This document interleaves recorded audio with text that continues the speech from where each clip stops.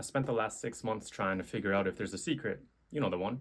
The magic mindset that separates the people who are struggling from the people who seem to level up effortlessly. Now, I'm not a financial expert. I'm not sitting in front of a rented Lambo selling you a course.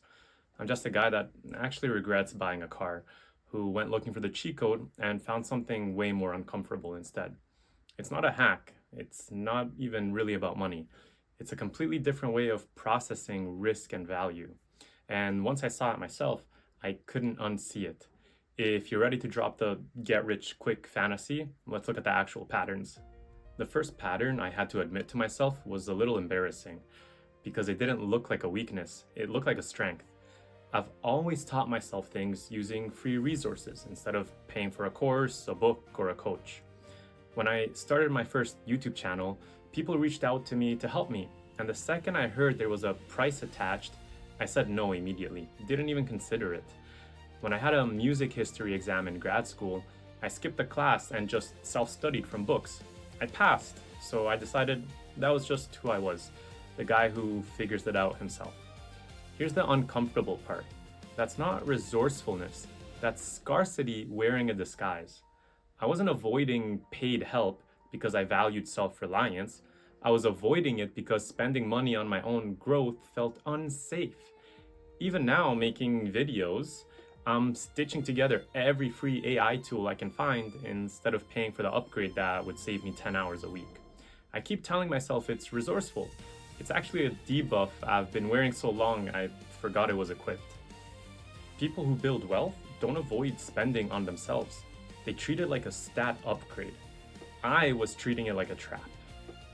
There's this myth that wealthy people are high-stakes gamblers, all in on every hand. From what I've actually found, it's the opposite. The people I've been studying are obsessed with managing the downside.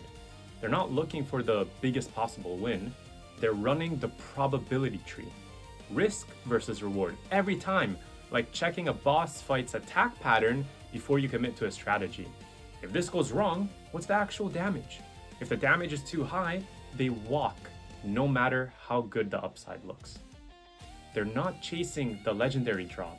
They're just playing the odds in their favor over and over until it compounds.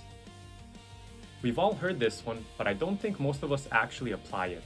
An asset puts gold in your inventory, a liability drains it. Simple to say, harder to look at honestly. So I looked at my own. My Tesla, ordering in food multiple times a week, both felt like rewards for grinding through 2 jobs. Both are liabilities quietly farming XP off me every single month. I'm not saying sell the car, I'm saying I finally admitted what column it's in. You can't build the asset side of your sheet while you're pretending your liabilities are perks. So what am I actually doing with this? I'm not there yet. I want to be clear about that. I'm telling myself, pay for help when it's actually worth my time back. I'm tracking what's an asset and what's a liability instead of just assuming. And I'm slowing down because the panic to find the fast fix is the real boss fight, not the lack of money itself. I'm choosing slow, boring, consistent leveling over a flashy run that burns out in a week. This isn't about becoming a different person. It's about patching the operating system. If this hits different, tell me in the comments. I read every one. What's one liability you've been calling a reward? I'm not ahead of you on this. I'm in the same run. Let's level up together.